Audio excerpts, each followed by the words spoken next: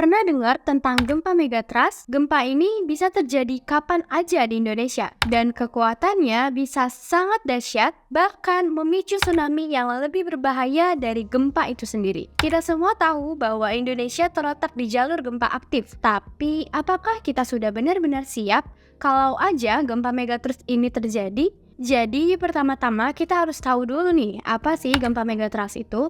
Secara sederhana, gempa megatrust adalah gempa yang terjadi di area pertemuan lempeng tektonik. Di Indonesia sendiri, kita punya 3 lempeng besar, yaitu lempeng Indo-Australia, lempeng Eurasia, dan lempeng Pasifik. Nah, megatrust itu terjadi ketika lempeng-lempeng ini bertabrakan, teman-teman. Dan salah satu lempengnya masuk ke bawah lempeng lainnya. Proses ini disebut proses subduksi. Lempeng yang masuk ke bawah lempeng lain ini bakalan ngebangun tekanan yang sangat besar.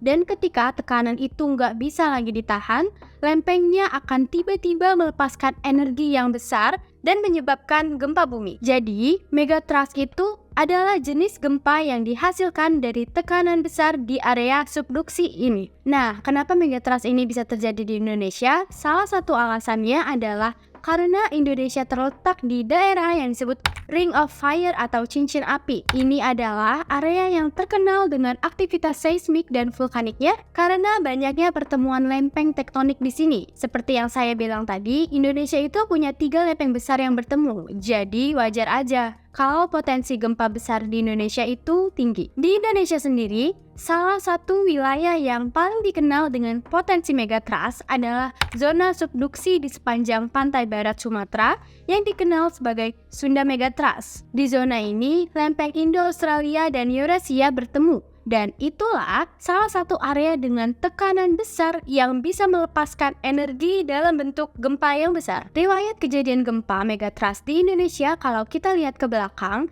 Indonesia sudah beberapa kali mengalami gempa besar yang berkaitan dengan zona subduksi ini. Salah satu yang paling diingat tentunya adalah gempa dan tsunami di Aceh pada tahun 2004 silam. Ini adalah salah satu gempa megatrust paling besar yang pernah tercatat dengan kekuatan 9,1 hingga 9,3 skala Richter. Selain di Aceh, ada juga nih gempa megatrust di Mentawai pada tahun 2010. Gempa ini berkekuatan 7,7 skala Richter dan memicu tsunami yang cukup merusak di wilayah tersebut. Dan gak hanya di Sumatera, di wilayah selatan Jawa juga punya potensi megatrust. Jadi, kalau kita bicara tentang potensi gempa besar di Indonesia, sebenarnya sudah ada banyak kejadian di masa lalu yang bisa jadi pelajaran untuk kita. Sekarang, wilayah mana aja sih yang berpotensi terkena gempa megatrust di Indonesia? Pantai barat Sumatera termasuk wilayah yang paling berpotensi, terutama di sekitar zona Sunda Megatrust. Selain itu, wilayah selatan seperti Jawa, Bali, Nusa Tenggara juga termasuk daerah yang harus diwaspadai. Gak cuma di bagian barat aja, daerah timur Indonesia seperti Maluku dan Papua juga punya potensi tinggi terkena gempa megatrust. Wilayah ini terletak di sepanjang jalur subduksi yang aktif. Jadi, sama seperti di Sumatera dan Jawa, tekanan antar lempeng di sini juga pasti sangat besar. Badan Meteorologi, Klimatologi, dan Geofisika atau biasa yang disingkat menjadi BMKG dan para ahli geologi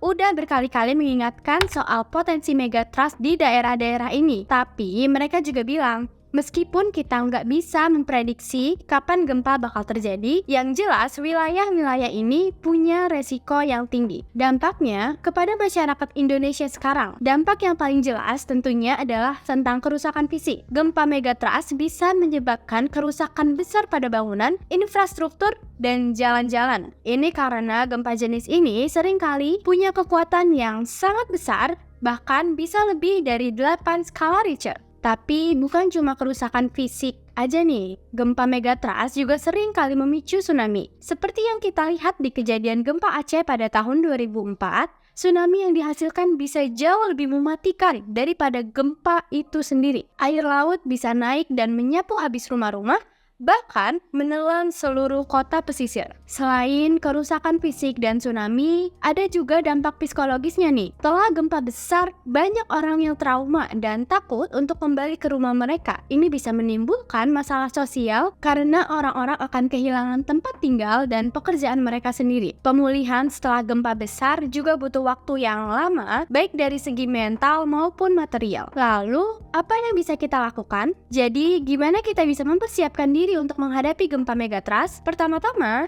penting banget buat kita selalu waspada dan tahu apa yang harus dilakukan ketika gempa terjadi. Kalian bisa mulai dengan memahami langkah-langkah mitigasi bencana seperti berlindung di bawah meja saat gempa atau mencari tempat tinggi kalau ada peringatan tsunami. Selain itu, pemerintah dan pihak terkait juga perlu terus meningkatkan sistem peringatan dini dan edukasi bencana, terutama di daerah-daerah yang rawan gempa dan tsunami. Semakin banyak orang yang paham cara menghadapi bencana, semakin kecil pula kemungkinan korban jiwa yang akan terjadi. Jadi, kesimpulannya, gempa megatrust adalah ancaman nyata yang harus kita waspadai, terutama bagi masyarakat yang tinggal di wilayah-wilayah rawan gempa di Indonesia. Meskipun kita nggak bisa memprediksi kapan gempa besar akan terjadi, kita bisa mempersiapkan diri dan meningkatkan kesadaran akan bahaya yang mungkin aja terjadi.